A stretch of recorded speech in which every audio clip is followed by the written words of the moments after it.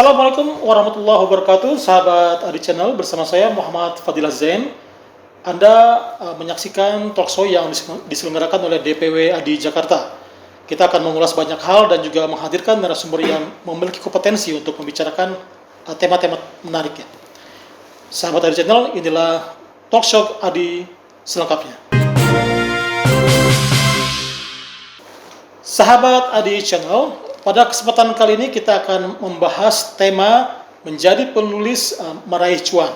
Di studio telah hadir seorang jurnalis senior, Kang Cahya Gunawan. Beliau adalah penulis buku Anak Singkong, Khairul Tanjung Anak Singkong ya.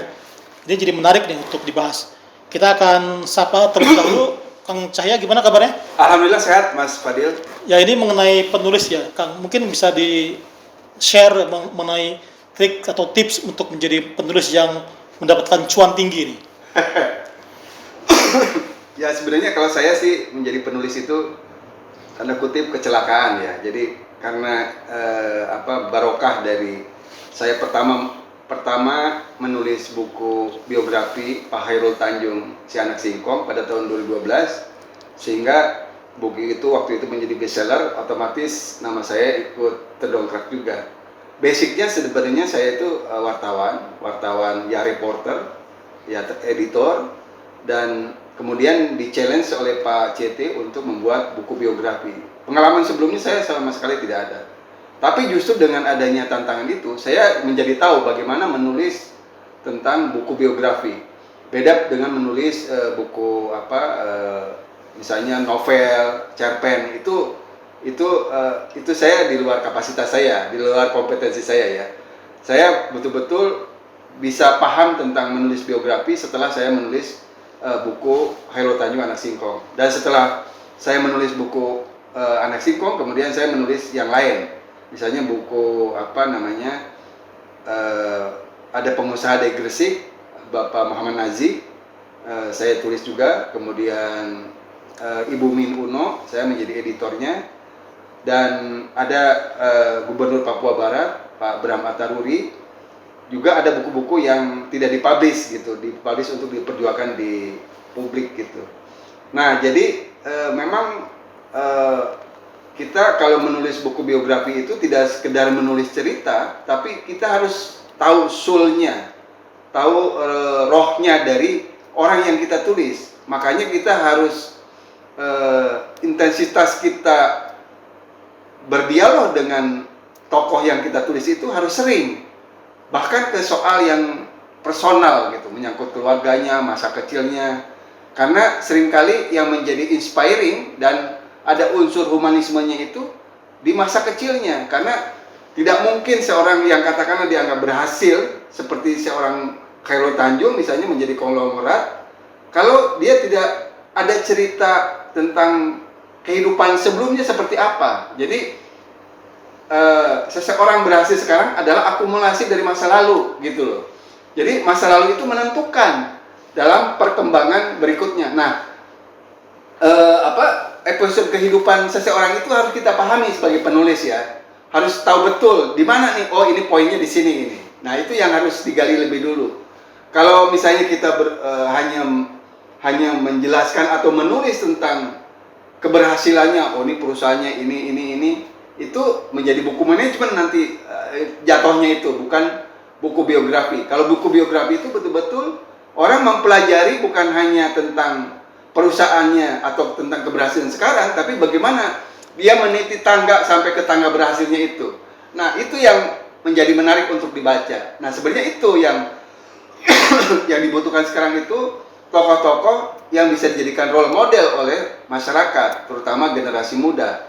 Nah, saya alhamdulillah diberi kesempatan oleh Pak Khairul Tanjung, karena waktu itu dia bilang silakan, saya di-challenge untuk mempelajari bagaimana penulis ternama, penulis autobiografi yaitu Ramadan KH almarhum, pada saat beliau menulis buku biografi Ali Sadikin dan Pak Harto.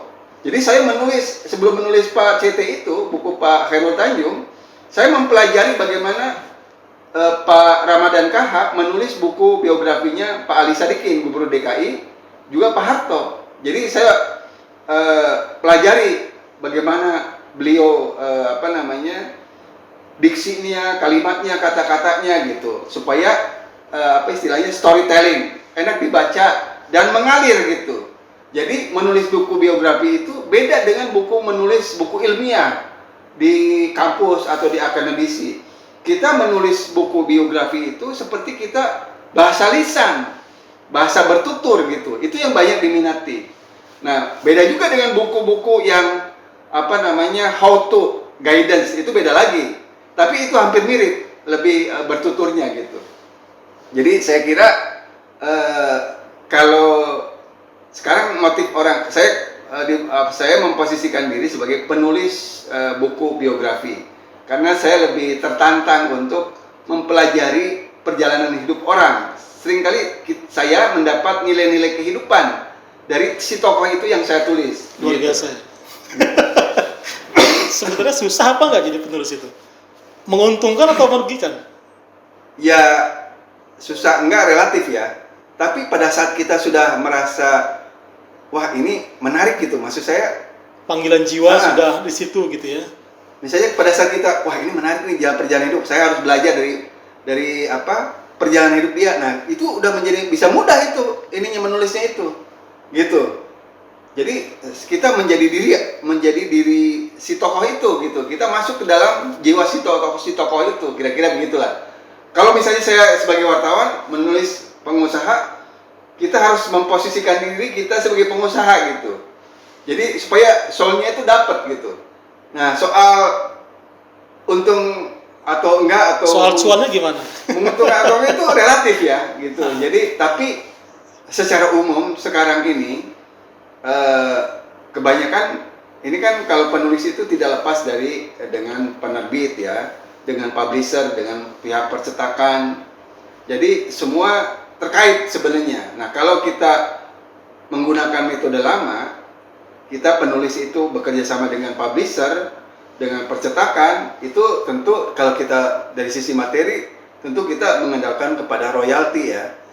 Royalti artinya berapa jumlah buku yang terjual, baru kita dapat royalti 10% dari penjualan buku itu. Nah, kalau penjualan bukunya rendah, kan berarti royaltinya rendah juga, kira-kira gitu. Ketika tulis Anak Singkong itu bagaimana? Nah, itu waktu itu 2012 kan situasinya digital kita orang masih baca ya, belum masif seperti sekarang di mana medsos segala macam sudah sangat masif ya. Sekarang orang lihat e-book segala macam ya, udah AI. Nah, waktu itu saya menulis Pak Khairul Tanjung Si Anak Singkong itu, bukunya itu menjadi bestseller karena yang ditulisnya memang menarik dan waktu itu sudah menjadi konglomerat, ditambah dipublikasikan oleh medianya dia juga gitu, karena Pak CT ini kan punya unit bisnis di media, jadi dipromosikan di grup-grup medianya dia juga gitu. Jadi terbantu penjualannya itu dari situ. Sampai waktu itu orang membelinya sampai antri karena memang banyak yang penasaran gitu dengan perjalanan hidup Pak Khairul Tanjung itu.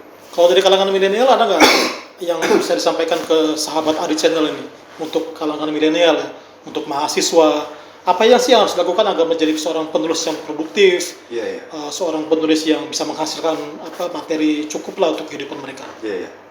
Nah, saya kira kalau bagi adik-adik atau generasi muda yang punya hobi menulis, teruskan hobi itu, karena itu tanpa artinya kalau hobi itu kan sesuatu yang kita senangin ya, tidak mesti berbuntut atau berujung kita dapat materi. Tapi sekarang kan orientasinya orang realitasnya ya, orang itu misalnya membuat konten, itu ujungnya kan selalu dapat AdSense atau dapat endorse, kan selalu begitu. Nah, saya kira sekarang itu bagi generasi milenial atau generasi Z, kalau biasa menulis di tulisan, mungkin sekarang dikombinasi